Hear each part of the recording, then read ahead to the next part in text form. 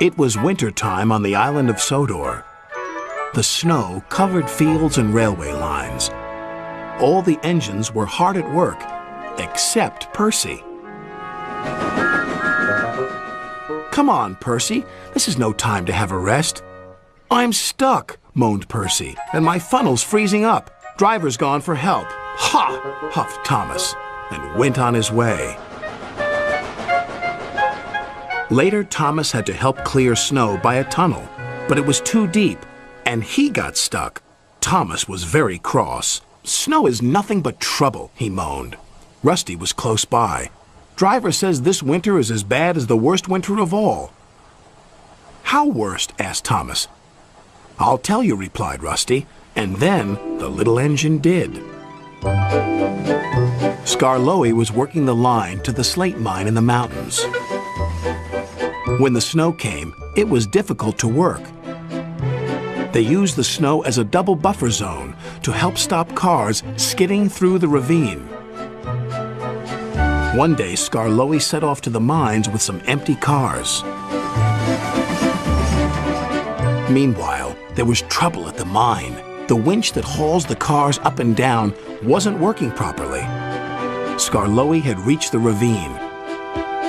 High above him were the mine yards. "That snow looks dangerous," said his driver. "The sound of your engine and the freight cars could cause an avalanche. I'll set off an emergency cap and see what happens." Skarloey watched as his driver prepared it. Then they ran over the cap. The bang echoed around the gorge. Nothing happened. "Good," said his driver. "All's well. We'll have a cup of cocoa and then make our way." But high above them, all was not well. A long line of full cars was about to be winched down the slope. They had just started their journey when some empty cars became derailed.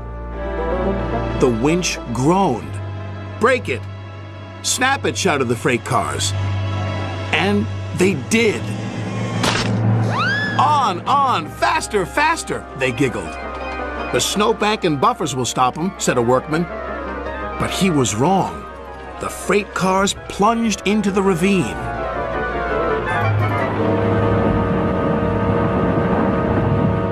Skarloey and his driver heard the noise and looked up. "Avalanche!" they cried.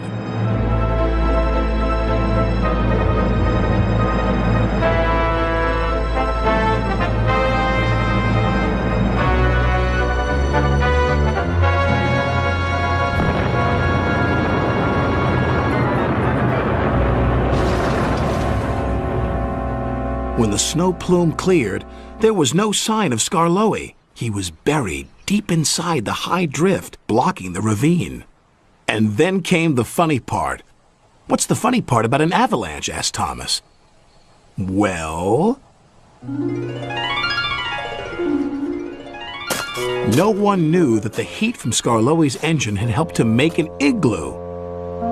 "It's a snowball. It's a snow house. It's an engine." They cleared away the ice, only to find Skarloey's driver and fireman drinking cocoa as if nothing had happened. "Lucky for him, but it just goes to show you can't trust freight cars," said Thomas. "Or snow," said Rusty.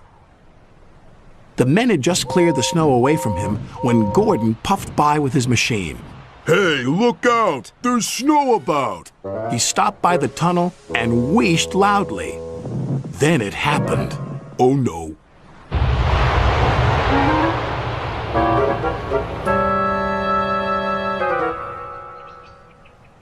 "Help!" cried Gordon. "If Skarloey survived a snowfall, surely a big proud engine like you can do the same," chuckled Thomas. "Paw!" moaned Gordon from within, and then fell as silent as the snow.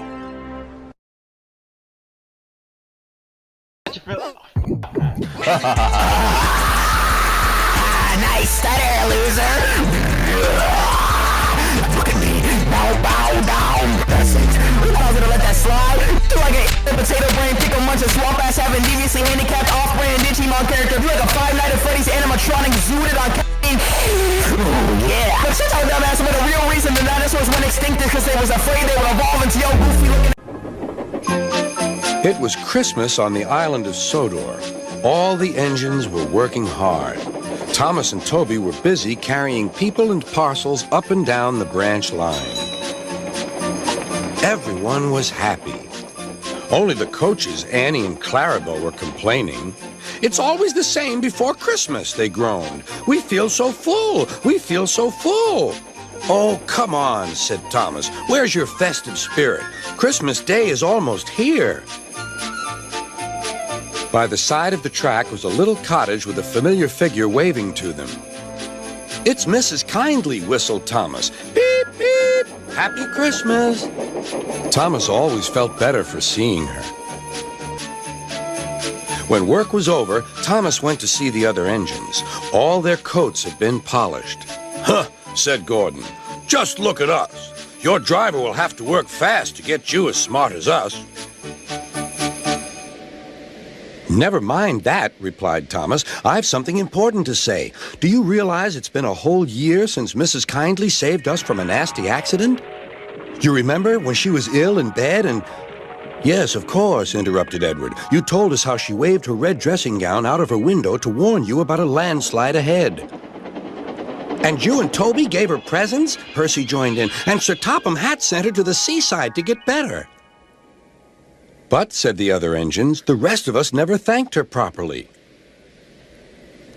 "Exactly," said Thomas. "So now I think we should all give her a special Christmas party." Everyone was getting very excited, and the drivers felt sure that Sir Topham Hatt would agree, as indeed he did. The engines were all busy making plans when silence fell.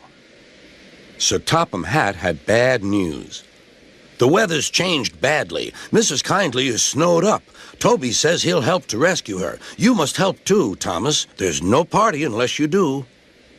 Thomas hated snow, but he said bravely, "I'll try, sir. We must rescue her. We must." "There's a good engine. You and Toby will manage splendidly." Thomas charged the snowdrifts fiercely. Sometimes he swept them aside. Sometimes they stuck fast. And the men had to loosen them.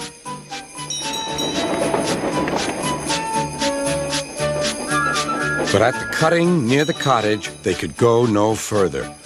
"Look at that!" exclaimed Thomas's fireman. "Beep, beep! Here we are!"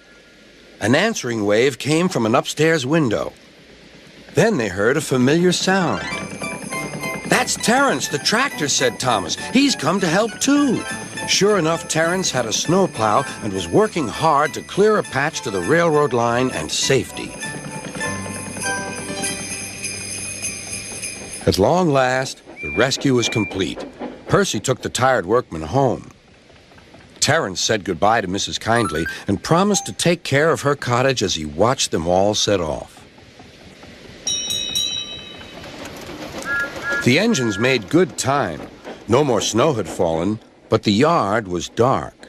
There was no one to be seen. Thomas's heart sank.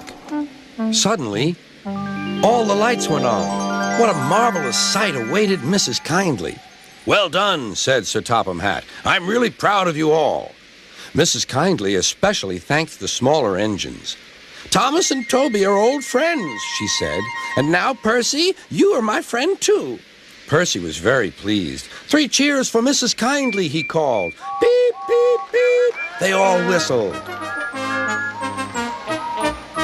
"We wish you a Merry Christmas, we wish you a Merry Christmas, we wish you a Merry Christmas and a Happy New Year."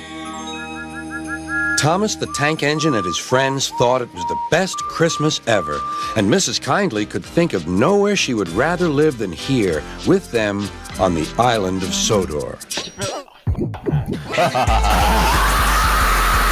Nice stutter, loser! Look at me! Bow down! That's it! I was gonna let that slide. Like a potato brain, pickle munch, a swamp ass having deviously handicapped off-brand Digimon character. You're like a Five Nights at Freddy's animatronic zooted on yeah! But shut your dumb ass about the real reason the dinosaurs went extinct is because they was afraid they would evolve into your goofy looking. No snow for Thomas. It was winter time on the island of Sodor. The wind was cold, and it looked like it would snow very soon. So all the engines had to wear their snowplows. Hello, Edward. All ready for the snow? Oh, yes, Percy. Better to be safe than sorry. But Thomas didn't like wearing his snowplow. So he puffed into a siding and did something very cheeky. I can leave my snowplow here and pretend I can't find it. So Thomas played a trick on his driver. He told him that the snowplow didn't fit and had to be removed. Thomas puffed back to Tidmouth's sheds. Thomas, where's your snowplow? I can't find it. If it snows, I'll just have to go out without... That night, it did snow. The island of Sodor was soon covered in a thick blanket of fresh white snow. And when the engines puffed off to work the next morning, they were all wearing their snowplows. All except Thomas. Sir Topham Hatt was not happy. Thomas, as you don't have your snowplow, you will have to wait in the shed. It is too dangerous to go out without it. Very well, sir. Emily, since you have your snowplow, you must clear Thomas's branch line for him. Yes, sir. Thomas was delighted. I don't have to wear my snowplow. Emily was cross. She wasn't snug and warm. She was clearing snow on Thomas's branch line. It's not fair. Why do I have to wear a silly snowplow and Thomas doesn't? Then she heard some children laughing. They're probably laughing at me because I look so silly with my snowplow on. This made Emily even more cross. But as Emily cleared the tracks, she saw the children playing in the snow. Some were playing on sleds and some were rolling great big snowballs.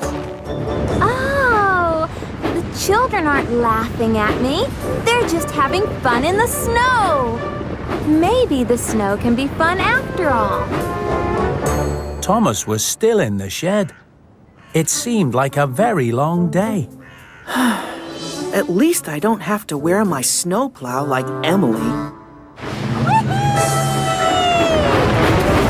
But Emily was having a great time now. Yay! She was having so much fun. She cleared the tracks in no time. Emily, as you have done such a good job clearing the tracks, you can take Annie and Clarabelle out on Thomas's branch line. Oh, thank you, sir. Emily was very pleased. Back at Tidmouth Sheds, Thomas was very bored. I wish I had something to do. I don't know why you don't like your snowplow, Thomas. Clearing snow is great fun. Really? And now I get to take Annie and Clarabelle out on your branch line. Thomas was very surprised. But they're my coaches. That's my job. You can't go out today, Thomas. Not without your snowplow. Thomas watched as Emily was coupled up to Annie and Clarabelle. See you later, Thomas. Bye, Thomas. Hope your snowplow turns up soon. Thomas wasn't happy at all. He wished he could go out in the snow with Annie and Clarabelle. Then Thomas had an idea. If I get my snowplow, Sir Topham Hatt will let me pull Annie and Clarabelle. So Thomas puffed quietly away. Thomas looked for the siding where he had left his snowplow. but none of the sidings had been cleared. They were all covered in snow. They all looked the same. Oh no! The snow has covered up my snowplow and hidden it. Thomas didn't want to go back to the shed. He wanted to pull Annie and Clarabelle in the snow. Maybe I don't need my snowplow.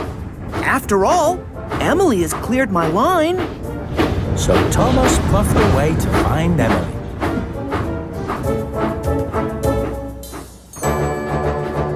Then there was trouble. It started to snow again. I must find Emily. I must find Emily. Thomas puffed as hard as he could through the falling snow. But the snow was getting thicker and thicker. And soon, Thomas was well and truly stuck. Oh no! The snow kept falling. It got higher and higher. Oh, help! I wish I hadn't hidden my snowplow now. Thomas thought he would be stuck all day and all night. His footplate was frosty and his funnel was freezing. No one will ever find me here. Then, Thomas heard some chuffing and puffing. I wonder who that could be. Emily! Hello, Thomas! I'm so pleased to see you. Thomas, what happened? Are you stuck? We went to look for you in the shed, but you weren't there. Sir Topham Hatt looked cross.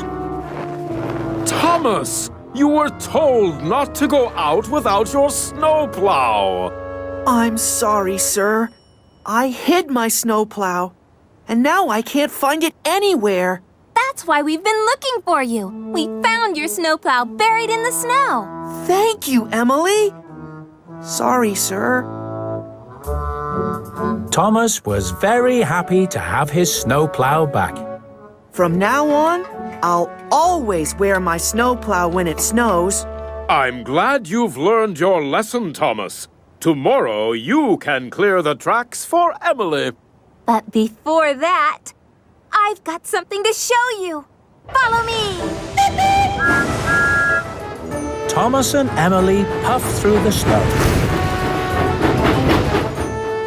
And soon, they arrived at the field where the children were playing. Wow! Look at all those snowmen!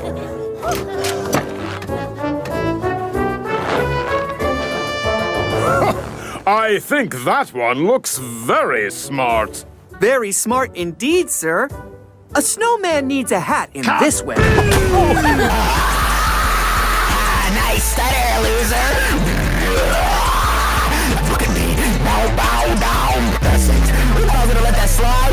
Like a potato brain, pickle munch, swamp ass, having deviously handicapped off-brand Digimon character. You're like a Five Nights at Freddy's animatronic zooted on yeah. But shut your dumb ass, but the real reason the dinosaurs went extinct is because they was afraid they would evolve into your goofy looking.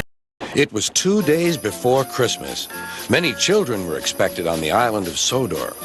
All the engines were busy with the final preparations. Sir Topham Hatt wanted this year's carol party to be an extra special celebration. Sir Topham Hatt was now waiting impatiently for Thomas. "Quickly now," he said. "Our Christmas tree has arrived just in time. I want you to fetch it, Thomas. Duck can look after Annie and Clarabelle until you get back." "Will we be able to sing carols too?" asked Thomas. "We'll see," promised Sir Topham Hatt. "It would be nice to sing carols again," sighed Thomas as he set off on his important mission.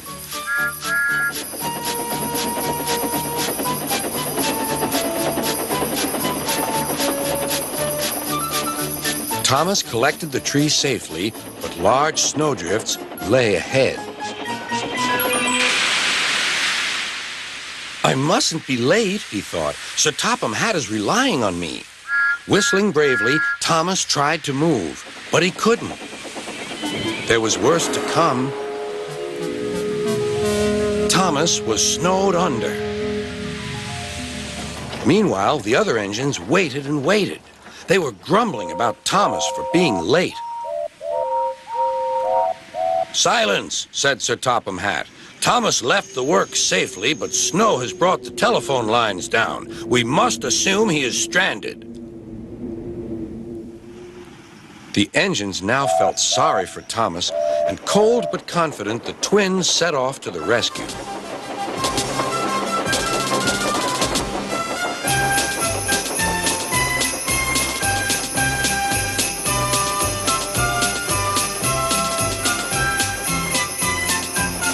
Suddenly, they came to a drift that was deeper than the rest. Help! "Hush," said Donald. "I can hear something." "Probably the wind," said Douglas. Help! "No, listen," insisted Donald. Over here! "Oh, it's Thomas. Come on, the poor wee engine must be frozen to the frames in there." When the workmen arrived, it took some time to decide how to dig away the heavy drifts of snow. Thomas's driver and fireman, who had taken shelter at a nearby cottage, joined the rescue. At last, Thomas and the precious Christmas tree were freed from the snowdrift.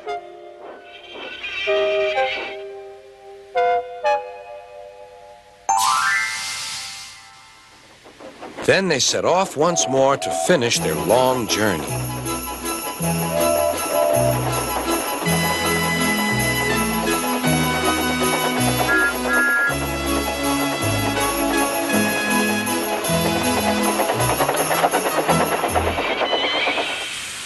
Sir Topham Hatt greeted them warmly. "As a reward for all your hard work, you may go and enjoy the carols. Be quick now." At the big station, all was soon ready. 1, 2, 3! Suddenly, like magic, the station was flooded with lights. "Ladies and gentlemen and children, I give you 3 cheers for Thomas the Tank Engine and all his friends who have made this occasion possible." Then there was a familiar whirring sound. Percy and Toby smiled. They knew who it was. With landing lights shining brightly, Harold the helicopter touched down gently in the snow. Bringing the greatest surprise of all, Santa Claus. Everyone cheered and the party began. "It's no fun getting stuck in the snow," whispered Thomas to Percy, "but it was worth it for this party. Happy holiday, Percy. Happy holiday, everyone."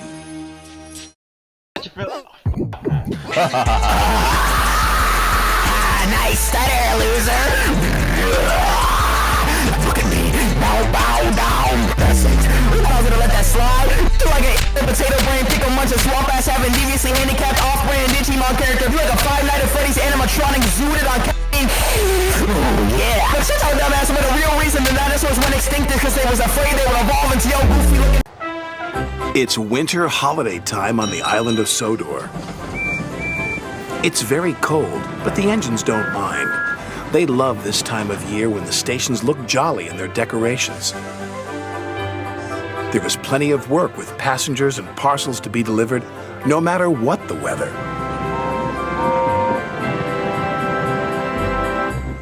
"Driver says there's more snow on the way," said Edward.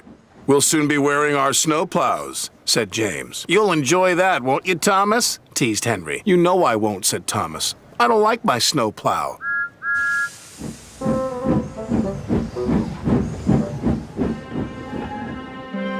Sure enough, that night the wind blew and the snow fell heavily. The next morning, Sir Topham Hatt arrived. He told the engines they were to have snowplows fitted. "And you are to collect a special from Callan Station. It's needed for the village feast on Toby's branch line." Thomas was excited about his special, but not about his snowplow. "Please, sir, my plow is awkward and uncomfortable. Do I have to wear it?" "Everyone has to wear a snowplow," said Sir Topham Hatt. The fitters, his driver, and firemen all helped with Thomas's snowplow. We'll have to try that again, laughed his driver. Big, horrid, awkward thing, Thomas grumbled. He was much happier when he arrived at Callan Station and saw his special. It was a beautiful Christmas tree. The tree will have lights and stand in the middle of the village, said Edward. Make sure you get it to Toby safely. I will, said Thomas.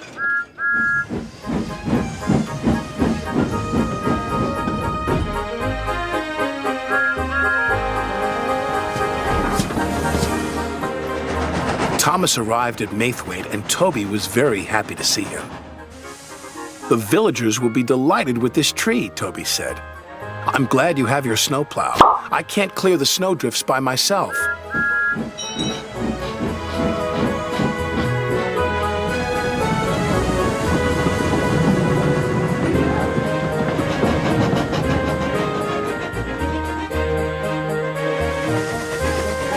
Thomas couldn't see. There was a huge rock buried under the snow. Suddenly, his snowplow hit the rock. Bouncing buffers, exclaimed Thomas. My plow is broken. His driver tried to stop, but the broken plow hit the water tower. Cinders and ashes, exclaimed Thomas. We can't go any further, said Thomas's driver, and there's no one to help us. But the villagers need their tree, said Thomas. Let me try again. I'm sure I can make it. It wasn't easy without a snowplow, but Thomas was determined.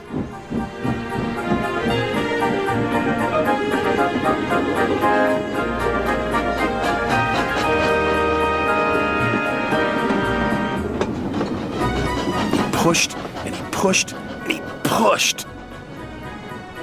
Thomas was trying as hard as he could, but there was just one snowdrift after another.